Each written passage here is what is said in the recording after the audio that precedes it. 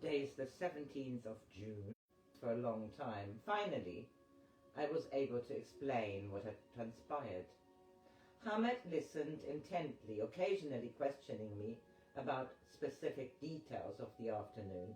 When I had finished, he asked, "Well, do you know what all this means?" "A little," I answered. "I know that Allah means God and that Hu means him. I've heard that Hu is the first manifested sound in the universe. But when I used to ask you about these things in London, you wouldn't tell me anything at all. The time was not right then, but now that you have been granted such a gift, we will talk of these things for a while. Tonight you may ask any question you wish." Instead of waiting for my question, though, Hamid continued to speak. "The first and foremost thing you must learn is the meaning of the word zikr. It is an Arabic word that literally means remembrance, and it is a daily practice for all followers of the way. There are many ways of performing zikr, and the only one that you were given today, that sound of Hu Allah, is used by many of the dervish orders. From what you told me of the old man you met this afternoon, I learned that he is a Mevlevi dervish, a follower of Mevlana Jalaluddin Rumi, whose seat is in Konya. This means that soon you must go to Konya to pay your respects to Mevlana." Without giving me a chance to ask about this proposed trip to Konya, he continued, "You may wonder why it is necessary to perform zikr, particularly since you are not an Orthodox Muslim. The answer cannot be given easily. First, it is necessary to know the meaning of zikr on many levels, and then you will find the answer for yourself. The full zikr, Z-I-K-R, that all Muslims say is contained in the word La ilaha illallah, which means there is no God but God. But the dervish says La ilaha illahu, which means there is no God but him that is God. This tells us that when we have negated our own separate existence and affirmed the ever-living presence of God, there is still a further reality beyond the beyond. We are not involved with religion or with form. We are involved with the inner meaning, the inner stream of truth that underlies all religion. Our way is not a way for those who cannot go beyond form. It is for those who wish to go straight to essence. In zikr, the Orthodox say Allah Hu, God him, but the dervish says Hu Allah. There are many ways of performing zikr, and the teacher must seek the level of the pupil so that he will give him the correct type of zikr. You must not take away form if the pupil still needs form. The rule is, if the pupil is not ready to go beyond form, then give him an exercise. He laughed, leaning far back in his chair. But it is necessary that you learn about zikr, he went on, for it is only possible to know the truth if you are in a state of continuous remembrance, if you are always awake. I can only teach from my own experience, so I will instruct you in remembrance of God through zikr. Other traditions, of course, have other methods of remembering, like the continuous repetition in the Christian way of the Jesus prayer. Lord Jesus Christ, have mercy on me. But you must never compare ways or feel that one is better than another, for that judgment only causes separation and disharmony. What is important is the attitude of remembrance. If it comes only from the head, then nothing will happen. Only when zikr is repeated in the heart will your prayers be answered.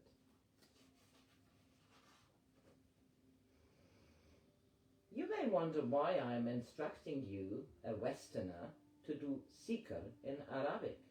The language has to do with sound. Arabic is the closest living language to ancient Aramaic, the root of both Hebrew and Arabic, and the sounds themselves have certain properties that are not translatable into any other language. For the present, you are to continue with a special form of the seeker you have learned today. Every day you should contemplate on the meaning of the words. The full meaning of the words La ilaha illallahu is no, there is no God but him that is God. You begin with denial, denying everything so that only he remains. This means that you give up your little will in favor of the greater will, the will of God. When you have done this, you affirm his name with a cry of Allah. And then, if you are very still and empty of yourself, you may hear him reply, Hu, I am that I am. It is the reply of the beyond, the sound of the overflowing of the divine essence beyond all attributes. Tomorrow morning you will begin. First you are to contemplate the meaning of the words, then repeat the full sikha. La ilaha la, la ilaha ilaha la, hu, 33 times, and follow it with a sikha of hu Allah, as the old man taught you, for as long as you can without losing concentration in the heart. After promising that I would begin the practice of sikha in the morning, I asked Hamid if he knew the old man and where he was from.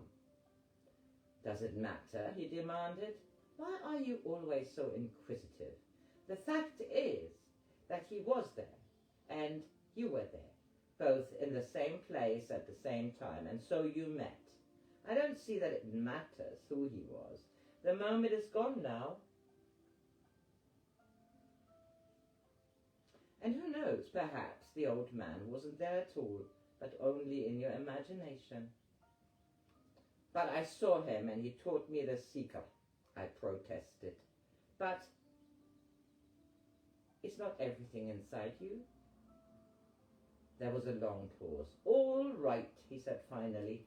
That was a little hard, but one day you will understand that what you experience within manifests itself in the outer world, or the mirror, so that you can see yourself in the mirror. No, I don't know who he was. Perhaps he was just passing through. They do that sometimes. Or maybe he was taking the basket of eggs to his family. If it is right, you will meet him again.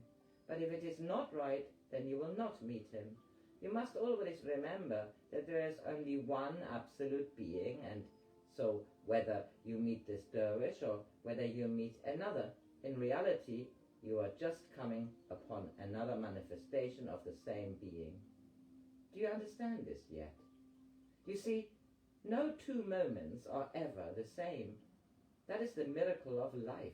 Oneness is not a miracle. It is the diversity of the one that is the miracle. What a wonder it is to know that as God never manifests himself in the same way twice, so each moment is an act of total creation. Do you remember I once said to you that time is the eternal attribute of God? Once again I experienced a sense of shock and of time distortion, as though Hamid's question had jolted my mind beyond its present moment capacity. What I don't understand, Hamid, is how and why all these things are happening to me. It's all so strange, and there seems to be no logical explanation for it all. Things keep happening, like the dervish appearing on the beach, and yet you act as though nothing has happened. But nothing has happened, he interrupted. How could anything happen? What do you mean by happen, anyway? I mean that all these events are taking place one after the other, or maybe at the same time, and I don't know what is going on, or who or what I'm looking for, or even who or what is looking. Excellent, Hamid looked quite pleased. When you reach that point where you know nothing and know that you know nothing, you can begin on the path. All I can do is to help set up the situation for you to come to that point. In reality, of course, I do nothing, but there is only God. We are his players on the stage that he set, so that he might see himself. You should take as a daily contemplation the sentence from the hadith of the Prophet, peace and blessing be upon him. I was a hidden treasure, and I loved to be known, so I created the world that I might be known. I tried to follow what he was saying, but the harder I tried, the more tired I became, and realized that my mind just could not follow what he was telling me.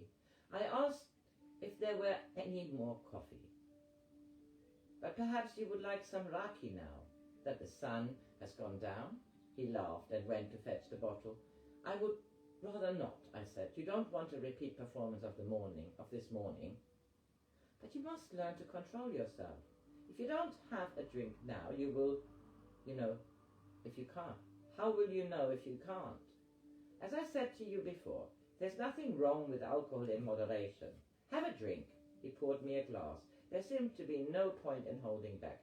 Just one then, I said, and we drank in silence for a moment while I worked up the courage to again ask the question that was always at the back of my mind. Since you said that I might ask questions tonight, may I ask you once more, who is the girl in the room downstairs from mine? I said that you could ask questions, he replied, but I did not say that I would answer them. It is not the right time to talk about her, but I will tell you that she has been very ill, and I am looking after her. On the way to self-knowledge, there are many dangerous pitfalls as illusion is stripped away to reveal the essential nature of our being. A teacher who does not know what he is doing, or who has developed certain powers without the necessary experience or knowledge, may cause the veils to be stripped away before the time is right. Then there is nothing left for the pupil to hold on to. The girl is just such a case, but there is more to it than that. She is waiting to be recognized. Do you understand at all what I am talking about? Do you mean she wants to be recognized as a woman? I mean that she is waiting to be recognized as all women. The ball of wool is the blue of the matrix of her world. She is searching for the thread that will lead her back to where it all began. I wonder how many people there are in the world who are in the same place. He gave me a sidelong glance, and I realized that I must study this question on many levels. He never said or did anything without a purpose. I was silent, trying to work out the answer he wanted from me. Don't you yet realize that all women are in the same position? Until the woman is recognized by man, she can never be completely free. Man has forgotten too much. Yet, if he recognized the woman, he would free himself. He would become complete.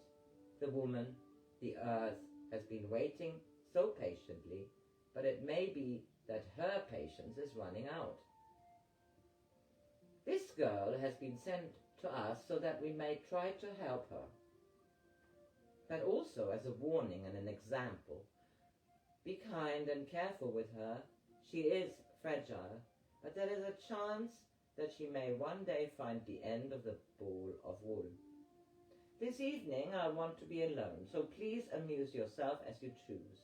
Tomorrow we leave on a journey. But I thought there was to be a party tonight. Where there was to have been, but that was then. Now, please leave me. If you see the girl, and if she has not eaten, then take her with you to the restaurant. I will see you in the morning. I did not see her that evening. I hoped that she would appear in the courtyard, but the blinds were drawn in her room, and when it grew dark, no light came on. She must have gone out somewhere. I ate alone in the restaurant. thinking about the day and making notes of some of the things that Hamid had said. Sleep came easily that night. This is the end of chapter 5, and I continue with chapter 6 soon.